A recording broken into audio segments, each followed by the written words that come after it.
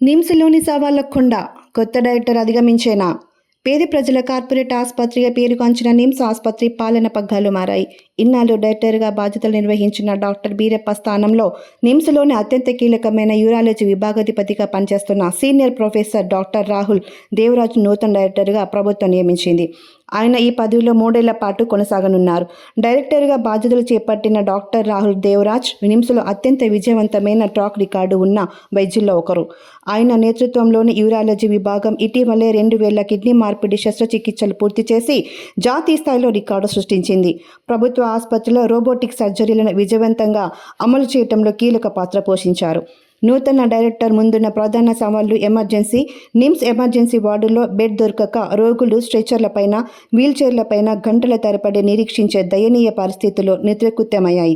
రోగుల బంధువులను తప్పుదారి పట్టించి ప్రైవేట్ హాస్పిటల్స్ను తరలించే అంబులెన్స్ మాఫియాను కట్టడి చేయడంలో ఇన్నాళ్లుగా నిమ్స్ యాజమాన్యం విఫలమైందనే ఆరోపణలున్నాయి. నిత్యం 4,000కు పైగా ఓపీ సేవలు అందించే నిమ్స్లో అందుకు తగ్గట్లుగా వైద్యులు, సిబ్బంది లేక రోగులు తీవ్రంగా అవస్థలు పడుతున్నారు. ఇప్పటికే మంజూరైన 600కు పైగా కొత్త పోస్టుల భర్తీ ప్రక్రియను వేగవంతం చేయవలసిన అవసరం ఉంది.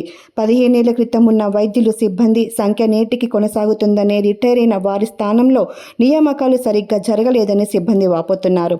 కొందరు కొత్తగా వచ్చే వైద్యులు ఉద్యోగులను వేధిస్తుండటంతో పలువురు హెచ్ఓడీలు నిమ్స్ను వదిలి వెళ్తున్నట్టు చర్చ నడుస్తోంది. Neurosurgeon doctor Rajesh, neurologist doctor Rukmini సహా పలువురు పైవారి పెత్తనం భరించలేక నిమ్స్ను వీడారనే టాక్. ప్రస్తుతం ఉన్న డీన్ డాక్టర్ లీజా రాజశేఖర్ సైతం రాజీనామాకు సిద్ధపడగా ఉన్నతాధికారుల జోక్యంతో ప్రస్తుతానికి ఆగినట్లు తెలుస్తోంది. రిటైర్ అయిన వారికి ఇప్పటికే పెన్షన్ బెనిఫిట్స్ క్లియర్ కాలేదని తెలుస్తోంది. గత డైరెక్టర్ బీరప్ప హయాంలో రోబోటిక్ పరికరాల కొనుగోలులో కోట్ల రూపాయల అవినీతి జరిగిందనే ఆరోపణలున్నాయి. ఇన్ని లోపాల మధ్య రాహుల్ దేవరాజ్ నియామకంపై సర్వత్రా సానుకూల స్పందన వ్యక్తమవుతోంది. ఒకవైపు ప్రభుత్వం ప్రతిష్టాత్మకంగా నిర్మిస్తున్న 2,000 పడకల సామర్థ్యం గల డైమండ్ బ్లాక్ పనులు వేగంగా జరుగుతున్నాయి. కొత్త డైరెక్టర్ తక్షణమే ఎమర్జెన్సీ సేవల విస్తరణ, పెండింగ్లో ఉన్న నర్సింగ్, పారామెడికల్ సిబ్బంది నియామకాలు, అవినీతి అక్రమాలపై దృష్టి సారించాల్సి ఉంది. కొత్త డైరెక్టర్ రాకతో నిమ్స్ వెయిటింగ్ లిస్టు కష్టాలు తీరి సామాన్యుడికి సత్వర కార్పొరేట్ వైద్యం అందుతుందో లేదో వేచి చూడాలి.